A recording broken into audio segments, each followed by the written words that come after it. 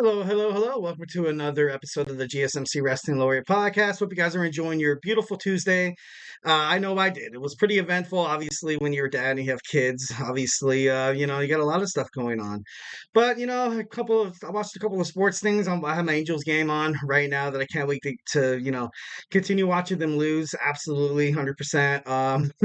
I watched a little bit of the WNBA today. So today was, pretty sports. Of course, I watched my boys on the GSMC Sports Podcasting Network. Get it done. TJ Nelson, also Jeremy as well as Samantha. So definitely a great day of sports. Definitely love watching. Obviously, that's my passion. That's why I'm here. That's why I'm standing right in front, sitting right in front of you guys.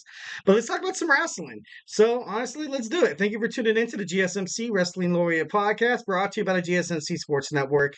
Just to let you guys know, today we have a pretty packed show. We're gonna review AEW Dynamite. We're also going to preview my Thursday night wrestling roundup, which consists of Ring of Honor. Also, we try to touch on. I don't have anything from the National Wrestling Alliance tonight, but stay tuned for that. And I also get into TNA Impact. And then my third segment, we're going to get into TNA Impacts Against All Odds happening on Friday. Then we're going to lead into fourth segment. I'm going to narrow down to my final four. To my final four. I have my Elite Eight right now. My 8 greatest tag teams of all time. Obviously, highly subjective, but hit me up in the comment section. Let me know how you feel about some of these tag teams. And lastly, we're going to end with my Thursday Superstar Spotlight. We're going to talk about the inaugural NXT Women's North American Champion, Kaylani Jordan. But before we start any of that, I want to remind you guys that we get a number of questions that are coming from viewers like you during the show. So to ensure that your question gets read on air, I ask you guys to use the tips and donations link at the GSMCpodcast.net. Shoot me your questions. Give me some comments. Tell me what you like. Tell me what you don't like. Tell me what you think about that you want to see in terms of storylines. Tell me who you want to see win the championships, the women's, the men's, the tag team, whatever, what have you. We're a wrestling fandom. We ultimately, we like to stay together. Picture this podcast if you're sitting sitting next to a friend at a bar, talking, just BSing about, some good old fashioned professional wrestling. Grab your favorite drink, grab your favorite snack, and get ready for the GSMC Wrestling Laureate podcast. And once again, guys, a positive review highly helps the show. So don't be afraid to get involved. Give me a shout out where you at. Tell me, you hate my shirt. I hope you don't do that, but again, the link is at the GSMCpodcast.net. So let's jump right on into our AEW Dynamite review. So the show started off with Swerve Strickland cutting a pretty good promo. It wasn't bad. So far as champion, I think he's done a really, really awesome job of holding down the fort, so to speak, because right now you kind of have the elite, the EVPs, kind of running everything. That's, kind of what Tony Khan kind of wants to simulate. And then randomly Christopher Daniels came in and it was like, okay, now, these guys running rampant is, kind of off the shelf now. But overall, Swerve Strickland, the AEW World Heavyweight Champion, has done really, really well representing the company, and he cut a pretty good promo. He was respected. He was talking crap about the Elite, and then they all came out, even Kazuchika Okada, and then I think he said it's my house. Like it was kind of funny, but it was kind of like it was kind of random, but I thought it was funny as hell. And I think it was Nicholas Jackson. Nicholas Jackson said that, and I quote, he said, "Half the roster is gone because of us." And to be thinking about it, like, dude, like, isn't that a bad thing? Isn't that like something that you don't want to gloat about? You're injuring your top superstars, obviously, with the anarchy in the arena. You have FTR, banged up. You have Bryan Danielson banged up. And then you have Darby Allin that's out so far. According to reports, he's out indefinitely. So you don't know when he's going to come back. Obviously, Kenny Omega dealing with his issues and stuff like that. The Elite right now, they're kind of running the show. I'm not sure how, because they are linked to Patriarchy, Christian Cage. But there's just so much entertainment value that I feel like could be a little more kind of brought in terms of AEW. And perhaps maybe that's why their viewership has been decreasing. I know, Collision and Rampage, but so far Dynamite's been doing pretty dynamite. Dynamite has kind of been the staple of that brand show ever since they debuted in 2019. So it's no shock, you know what I mean? Like, I think the Elite, they're building up to something really big. I kind of liked how they came out. They were kind of greasing up Swerve. They were kind of kissing his ass a little bit.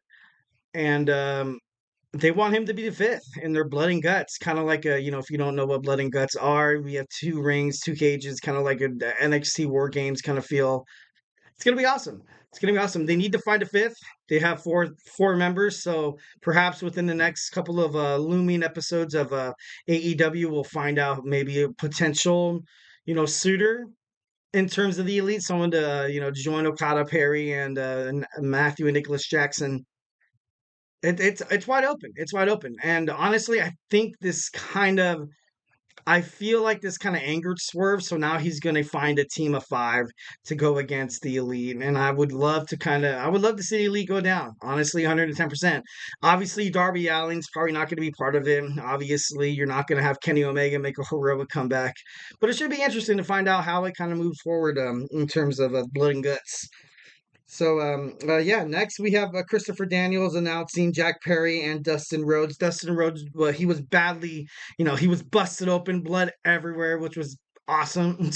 No, it was, obviously I'm an attitude era kind of guy. I kind of liked it. I thought it was, it kind of, I feel like whenever there's blood inside of a wrestling match, obviously people know it's predetermined and it's choreographed, but I feel like blood kind of gives the fans a sense of realness that, like they're like, oh like these guys are actually putting their bodies on the line. These guys are actually, you know, um, these guys are, they're cutting themselves. They're getting blood all over the place, and it's highly entertaining. And through a wrestling standpoint, I can imagine how it's kind of hard. Obviously, you don't want to go out there and lose like a couple pints of blood because then you like pass out, you'll be lightheaded and stuff like that.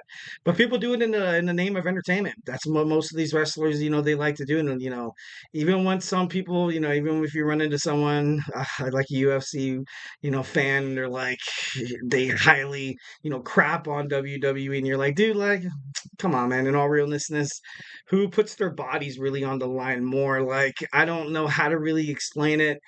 Most of the time in UFC, you're fighting to protect your body from getting hurt. In WWE, it's kind of vice versa, where you kind of like you're putting your body on the line just for the name of like entertainment, getting fans into it, gaining the respect of your peers and higher ups, and just kind of doing your job, kind of doing something that you admired ever since you were a young child, admiring professional wrestling from an outside standpoint.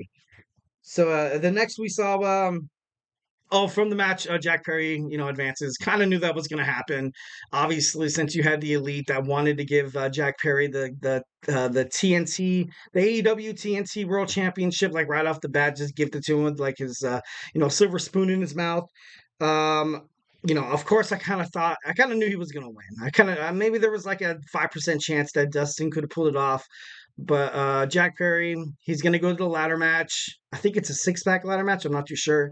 He joins Takeshita, and he also joins Mark Briscoe, the Ring of Honor World Heavyweight Champion, in the match. All right, next we have Roosh. Roosh, he definitely beat down Dion Rooshman. It was kind of crazy how those names kind of came to a par. And after the match, Roosh was he was angry. He wants more of his wrestling kind of promotive, kind of his bookings and stuff like that. So sometimes you have to go out there and kind of be the heel. You have to go out there and kind of prove a little bit of obscurity, like you want to kind of blow up the wrestling media. And definitely when you saw Rouge put on the attack of Rushmore, it got all over social media. I think on Twitter it was AEW Dynamite it was trending. But then you saw MJF come out. MJF, one of the best wrestlers in the whole entire world, came out absolutely, beat the crap out of Roosh. Roosh was, he was backing off. He was like, oh my God, like, like, who is this all like, dude, like this guy coming out of nowhere. MJF, man, I'm better than you, and you know dude, definitely love MJF. He hasn't. So I guess they're going to fight. They are going to fight at AEW Forbidden Door. Kind of makes sense. I think it's going to be pretty awesome. Two really good competitors going face to face with Roosh and MJF. So then you had the six man tag team match. You had you had Mark Briscoe, Kyle O'Reilly, and freshly squeezed Orange Cassidy take on the hot Kyle Fletcher, Takeshita, and also Roderick Strong with a little bit of you had the Don Callis family. Also, you saw the Undisputed Kingdom, kind of like a forbidden alliance or something like that, like a deadly alliance, like they did it back in the in the 80s for NWA. You had that match. The match was really good. Honestly, I think one of the main things that kind of got me excited was, the promo. You saw Mark Briscoe go, he was talking to, I think it was Renee. I'm not too sure. Don't quote me on that. But I don't know. He just seems so fired up. And even like Kyle O'Reilly was watching, he's like, I can't. I can't believe this guy, man. This guy's going fucking. Sorry, he's going. Excuse my language. He's going freaking 0 to 100. Like that's crazy. I'm a huge Mark Briscoe fan. I think maybe that's kind of a reason why I get a little, excited talking about the Ring of Honor World Heavyweight Champions because he kind of, he's one of those things where he kind of came from nothing to something. He, lived a, an interesting life, and then he, he lost his brother Jay Briscoe about a year and a half ago due to like a traffic collision. It was just like, oh, it's just you kind of have to feel for the guy. You definitely, he's like he's the ultimate underdog. He's the guy that you want to root for, and definitely. But once again, you have the Don Callis family, and then you have the Ring of Honor World Television Champion Kyle Fletcher, who's absolutely on a tear right now. I feel like he's probably going to challenge Mark Briscoe for the Ring of Honor World TV title, heading toward Death Before Dishonor. Honestly, he deserves it. So far on the roster, he's probably been one of the most prominent, outstanding superstars. He got the pin tonight. Then after the match, you saw Trent Beretta also come out, the newly acquired member of the Don Callis family attack. His former best friend, freshly squeezed Orange Cassidy. So I thought that was kind of crazy. Then Willow Nightingale came out and she was dragged out by Chris Statlander, also one of the member of the Chris Callis family. So you kind of have a bunch of storylines like coming out of nowhere. Like Willow Nightingale came out, kind of showed that she had cojones. She was like, you know what? I'm gonna attack this guy. I'm gonna kill Trent Beretta. Even when she came out, Trent Beretta was looking at the he was looking at the stage. He was looking at the walkway. He was like, no. No, I don't want to do this. I don't think I'm ready to like fight a girl right now. Especially with the, Willow Nightingale. She's no pushover. Definitely not. She's won a bunch of tournaments. She's a former AEW TNT no TBS champion. And you also have her, in New Japan Professional Wrestling. She was a strong champion as well. So she's an Owen Hart Cup winner, I believe. Don't quote me on that. But no, she kills it. She kills it 110%. Kind of missed, when she was absolutely killing it. So, I thought that was pretty crazy. Something that I kind of wanted to touch on real quick, that Samoa Joe and also Hook are showing signs of being a real tag team. At first, I was a little, skeptical about the whole situation, but obviously it is professional wrestling. Building up storylines for a potential betrayal is definitely something that builds up audience, definitely builds up television ratings, and name, image, and likeness in terms of professional wrestling. But Hook right now, he just wants retribution. He just wants to go out there and get his FTW championship back. But it's going to take time, and that's something Samoa Joe talks to Hook about. He's like, look, man, sometimes you kind of put yourself in these situations where you're going to go out there and get your ass beat. And ultimately that kind of hurts you more than it kind of benefits you. So it's kind of, it's better to kind of wait for your shot, find a friend. We're not a friend, kind of like, what is that old saying? Keep your friends closer and your enemies closer. Like, although I do not think Samoa Joe is that much of an ally to Hook, I still feel like he's kind of, trying to maneuver his way because that's how Samoa Joe is. But I don't know. They look really, really good together. They look definitely really good together. All right, running out of time on this segment, just want to touch on the TBS Championship match. You had Mercedes Mone against Zeuxis. It was a pretty good match. I couldn't complain. I thought, Mercedes Monet proved that she was, going to be a fighting champion so far. I absolutely hated it when she did win at Double or Nothing. I got to be honest. I thought Willow Nightingale is a way better champion. I think I think she's like a little more marketable than Mercedes Monet, because Mercedes Monet comes in with this like absolute like just with this flair. She kind of looks like, and she kind of is portrayed as like this Hollywood glamour kind of like princess, like, you know what I mean? Like, where every single time she steps in the ring, you're kind of like, oh, it's kind of like watching like a Marvel movie or something like that. Like, you know what I mean?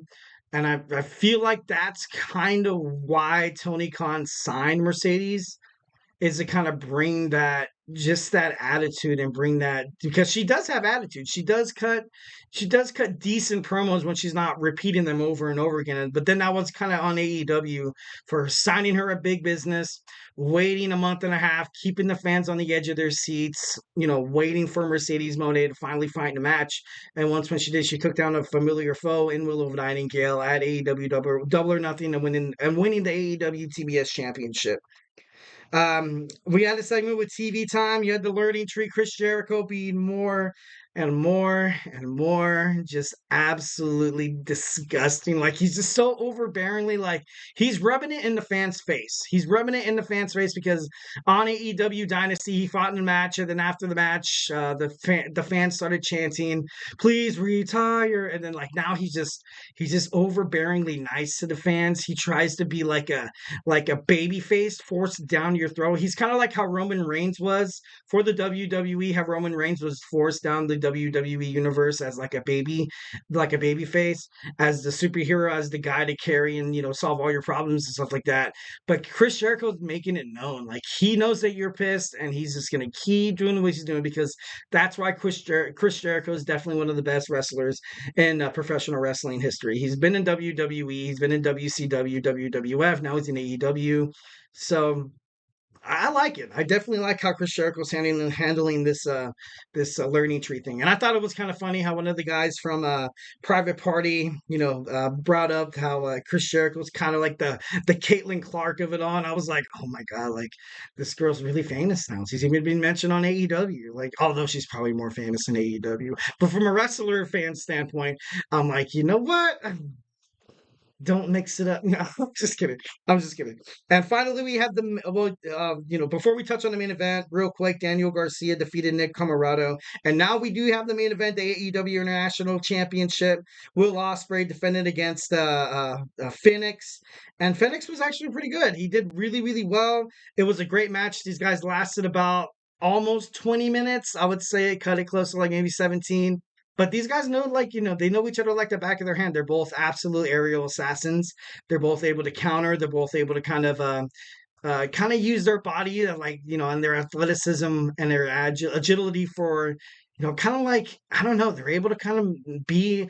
It was one of the best, honestly, in my opinion, one of the best championship matches I've seen on AEW Dynamite. But at the end of the match, you saw Swerve Strickland come out, confront Will Ospreay. Will Ospreay defeated Phoenix with the Swerve Stomp, and then after that, all hell kind of broke loose, face to face, creating that storyline, creating that promotion toward AEW's Forbidden Door, where those guys will duke it out for the AEW World Heavyweight Championship. Well, guys, do not go anywhere. We have our Thursday night wrestling preview. I take you guys into the ring of Honor and also TNA Impact. So, hey, do not go anywhere.